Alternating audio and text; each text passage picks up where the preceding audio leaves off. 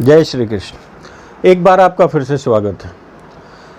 हमारे यहाँ वेद व्यास जी ने 18 पुराण लिखे। उन 18 पुराणों में एक पुराण है गरुड़ पुराण।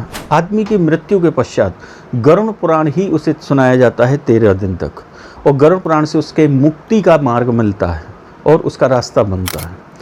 हमारे यहाँ जो संरचना है प्रकृति की, आप इसको बड़े ध्यान से देखिएगा। हमारे यहाँ सनातन धर्म में 14 लोकों का वर्णन किया गया है कि हमारे यहाँ 14 लोक हैं। हमारी पृथ्वी से नीचे 7 लोक, पृथ्वी से ऊपर 6 लोक हैं। पृथ्वी से नीचे है अतल, बितल, सुतल, महातल, तलातल, रसातल और पाताल, ऐसे 7 लोक हैं। फिर बीच में है पृथ्वी। पृथ्वी से ऊपर है 6 लोक, जिसमें है पितृलोक, स्वर्गलोक, जनलोक, महरलोक, तपलोक और ब्रह्मलोक। ऐसे इन दोनों के बीच में हमारी पृथ्वी बसती है। जैसे 6 और 7 और 8वीं बनती है हमारी पृथ्वी। पृथ्वी को मृत्युलोक भी कहा जाता है और पृथ्वी को कर्मलोक भी कहा जाता है। इन कर्मों के पाप और पुण्य का दंड करने के लिए ही बाकी इन लोकों का निर्माण किया गया है। अब हम बात करेंगे पितरों का। आप ध्यान दीजिएगा, पृथ्वी से जस्ट ऊपर है पितृलोक, उसके बाद आता है स्वर्गलोक। ये पितृलोक क्या है, पहले आप बेस को समझिए।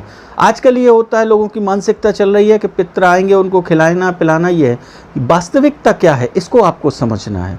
हमारे पृथ्वी से ऊपर जो पितृलोक है, आदमी की मृत्यु के पश्चात हर व्यक्ति प्रेत बनता है। जीवात्मा उससे बाहर हो जाती है, उसे प्रेत कहा जाता है। और वह प्रेत जब तक उसकी अगली गति का निर्णय नहीं होता, गरुड़ पुराण कहता है कि जब तक उसे क्या बनना है, मनुष्य बनना है, जानवर बनना है, कीट पक्षी बनना है, क्या बनना है, उसकी गति जब तक मैंने अगली तय नहीं होती, तो उस बीच का समय पितृलोक में वह व्यतीत करता है। तो भगवान पितरों को पूरे 12 महीनों में, साल भर में 15 दिनों के लिए धरती पर छोड़ते हैं, जो गेट खुलता है। और जो पितृ होते हैं, मरने के बाद जो प्रेत से पितृ बनते हैं, वह पितृ जो होते हैं अपने घर में आते हैं, अपने स्वजनी जन के पास, अपने परिवार वालों के पास। और वह क्यों आते हैं, कई बार नई जनरेशन क्वेश्चन करती है आके, क्यों आते हैं, हमने तो इनको कहीं खाते देखा नहीं, आप लोग कहते कि खिलाओ, हमें कहाँ मिलते हैं। तो आपको आज कई क्वेश्चंस के आंसर मिलेंगे इस बात पे। पितृ हमारे यहाँ 15 दिन क्यों आते हैं, इस प्रश्न का उत्तर है 15 दिन इसलिए आते हैं क्योंकि 15 दिन में उनको पूरे 1 वर्ष का जल और भोजन की व्यवस्था करनी होती है। तो हम जो परिवार वाले हैं, उन पितरों के लिए जो अन्न और जल का दान करते हैं, ब्राह्मणों को भोजन कराते हैं, गरीबों की सेवा करते हैं, मानदानों को भोजन कराते हैं, तो उनके द्वारा वह पितर खाते हैं। और वह पूरा 1 वर्ष के लिए अन्न और जल इकट्ठा कर लेते हैं और फिर जाके पितृलोक में निवास करते हैं। तो हमारी इस पीढ़ी का, जो पुरानी पीढ़ी नहीं रही, इस पीढ़ी का कर्तव्य है कि उन्हें इतना दिया जाए कि वह चैन से बैठकर खा पी सके। इसलिए हमारे यहाँ बनता है ये 15 दिन का श्राद्ध पक्ष, इसे पितृपक्ष नाम दिया गया है। अब हमें उनको श्राद्ध श्रद्धा से बनती है। श्रद्धा से यदि आप श्राद्ध करेंगे तो आपको उसका पूर्ण पुण्य मिलेगा। इन 15 दिनों में हम जो भी दान करें, आप चाहते हैं कि पितर हमसे प्रसन्न रहें, तो जो भी भोजन कराएं, दान करें, वह आपको पितरों के नाम से करना चाहिए, क्योंकि उनके पास केवल 15 दिन है। हमारे द्वारा दिया गया ही उनको साल भर चलाना है। ये ध्यान रखिए, ये पृथ्वी लोक है। इस पे वही लोग जन्म लेते हैं जिनके ऊपर पूर्व जन्म का कर्ज होता है और जिनके पुण्य और पाप दोनों ही भोगने के लिए हमें धरती पर भेजा जाता है। ये एक बहुत बड़ा वो विषय है, इसका कभी अपन चर्चा करेंगे। लेकिन मुख्य जो आपको समझना है पितरों का, तो अब आपको क्या करना है कि दिल से, श्रद्धा से और दिल से आपको श्राद्ध करानी है। जिनकी पास अच्छा पैसा है और जो कर सकते हैं, जो समर्थ हैं, वह अपने पितरों के लिए कम से कम 21 ब्राह्मणों को और 2 मानदानों को भोजन कराइए। उनकी जो भी श्राद्ध बनती है, जो भी तिथि बनती है। और मान लो आपको तिथि नहीं मालूम है, तो आप अमावस्या के दिन अपने सर्व पितरों के नाम से श्राद्ध कर सकते हैं। तो जो समर्थ है वो कम से कम 21 ब्राह्मण जरूर खिलाए और 2 अपने मानदानों को बुलाए। और जो मध्यम वर्ग का व्यक्ति है, जो इतना नहीं कर सकता, तो कम से कम 5 या 7 ब्राह्मण पकड़ ले और 2 मानदान पकड़ ले।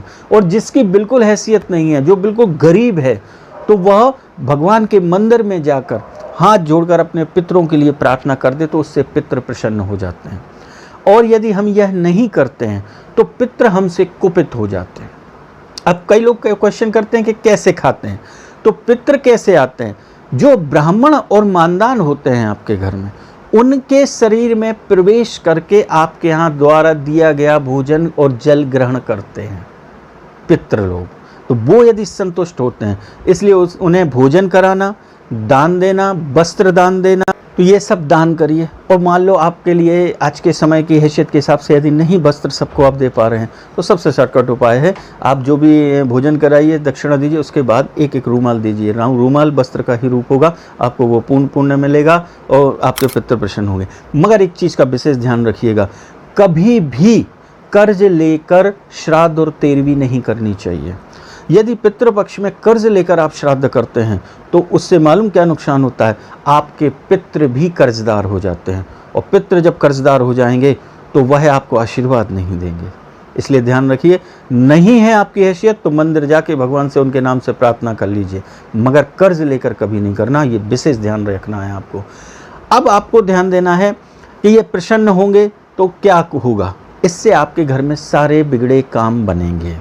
क्योंकि जब यह प्रसन्न नहीं होते, कुपित होते हैं, तो आपके घर में निर्माण करते हैं पितृदोष का। और जिनके घरों में पितृदोष का निर्माण होता है, उन घरों में क्या होता है, सबसे पहले संतान नहीं होती, लड़के लड़कियों की शादियां नहीं होती, लंबी उम्रें होती चली जाती हैं, नौकरी व्यवसाय नहीं चलते, नौकरी, उस घर में हमेशा रोग बने रहते हैं, एक बीमारी से उठता है दूसरा आ जाता है, और तीसरा सबसे बड़ा घर में कलह बनी रहती है, आपसी वो सामंजस्य नहीं होता। तो इन सब से पितृदोष का आप समझ जाइए, कहीं ना कहीं पितृ हमसे नाराज हैं। तो ये बहुत अच्छा मौका है, आप इन 15 दिनों में अपने पितरों को प्रसन्न कर लीजिए। उसके हम कुछ छोटे छोटे उपाय दे रहे हैं, उनको जरूर करिएगा, और अपने पितरों को प्रसन्न करके आप सारे उपाय कर लें तो बहुत जल्दी आप इस पितृदोष से मुक्त हो सकते हैं। तो आपको करना क्या है, आज आपको हम 2 मुख्य चीज़ें बता रहे हैं। सबसे पहला आपको करना क्या है कि इन 15 दिनों हो सके तो आप 10 रुपये रोज खर्च करिए, और वो 10 रुपये लेकर आपको हरी घास लेना है और आसपास जो भी गाय है उसको खिलाना है। उससे आपका बुद्ध मजबूत होगा। इन 15 दिनों में बुद्ध व्यापार और नौकरी दिलाता है, यह ज्योतिष है, और आपके लिए पितरों को प्रसन्न करेगा। एक छोटा सा काम ये करिए। दूसरा, पितरों के 3 मुख्य माने गए हैं, पहला कौआ, दूसरा गाय, तीसरा कुत्ता। कौआ, भगवान श्री कृष्ण ने गीता में कहा है कि आर्यमा नामक पितृ हूँ मैं, मतलब उनका वाहन है। इसलिए लोग बात पूछते हैं कौए को क्यों मनाया जाता है, क्योंकि कौआ वाहन है पितरों का, तो उनके वाहन के द्वारा वह आते हैं, उनके पास रास्ता क्या है, उसी के द्वारा उनको आना है, तो कौए को संतुष्ट करना। दूसरा, गाय में 33 कोटि देवताओं का वास होता है, यदि गाय आपके घर से संतुष्ट होकर जाएगी तो पितर आपके प्रसन्न हो जाएंगे और सारे दोष नष्ट हो जाएंगे। तीसरा, कुत्ता। कुत्ता क्यों? कुत्ता धर्मराज का स्वरूप है, तो धर्मराज यदि आपके देखेंगे धर्म को, वो प्रसन्न होंगे तो आपके पितरों को सब मिलने लगेगा, तो आपको सब अपने आप मिल जाएगा। तो इन तीनों को संतुष्ट करिए। रोज अपने भोजन में से, भले आपकी तिथि निकल जाए, श्राद्ध कर लें, लेकिन इन 15 दिन कोशिश करें अपने भोजन में से इन तीनों को हिस्सा जरूर दें। पहली रोटी उठा के एक कौए के लिए एक टुकड़ा डालें, कुत्ते के लिए, गाय के लिए आप देंगे तो आपके पितरों को इनसे मिलता रहेगा। यह था छोटा सा आपका उपाय जो आप रोज कर सकते हैं। दूसरा, आपको क्या करना है, जिनके घरों में शादी में दिक्कत आ रही है, नौकरी में दिक्कत आ रही है, बीमारियां बनी रहती हैं, तो इन समस्याओं से मुक्ति का सबसे अच्छा समय है, आप घर में रोज सुबह से 1 रोटी लें, 1 या 2 जोड़े में लें तो बहुत अच्छा है। 2 रोटी लेकर उसमें शुद्ध घी लगाना है, और शुद्ध घी लगाकर उसमें गुड़ रखकर गाय को अपने हाथ से खिलाइए। ये नहीं कि घर का एक आदमी खिलाए, जितने लोग हैं सब खिलाएं यदि, तो हर आदमी के ग्रह पूर्ण संतुष्ट हो जाएंगे और पितृ प्रसन्न हो जाएंगे। इस छोटे से उपाय को करके देखिए, आप खुद अपने आप में चैन सुकून मिलेगा और आपके काम बनना चालू हो जाएंगे। दूसरा, सूर्य को जल जरूर चढ़ाएं, क्योंकि सूर्य से अब जल मिलना है, भोजन तो यहाँ हो गया, जल सूर्य द्वारा मिलना है, तो सूर्य के लिए तांबे के लोटे में हर व्यक्ति जल चढ़ाए। उस जल में साबुत चावल डालें, थोड़ी सी हरी दूर्वा डालें, सिंदूर डालें, और पितरों की संतुष्टि के लिए आपको डालने हैं उसमें काले तिल थोड़े से, और वो सूर्य को अर्पित करिए। तो सूर्य को जब अर्पित करेंगे तो वो सीधा पितरों के पास पहुंचेगा, तो जब उनका स्टॉक हो जाएगा तो वे साल भर के लिए आशीर्वाद दे के जाएंगे। तुम लोग भी भरे पूरे रहो, तो आपके घर में भरा पूरा धन धान्य से संपन्न हो जाएंगे। प्रैक्टिकल करके देखिएगा। ये 2 छोटे उपाय हैं जो आप कर सकते हैं, और डेली ब्राह्मणों को मिले तो कुछ दक्षिणा देते रहिएगा, तो आपके पितृ प्रसन्न हो जाएं। आज हमने छोटी सी जानकारी कम समय में देने की कोशिश की है। गरुड़ पुराण तो बहुत बड़ा है, लेकिन अगले एपिसोड में देखेंगे और कुछ नया आपको बताएं।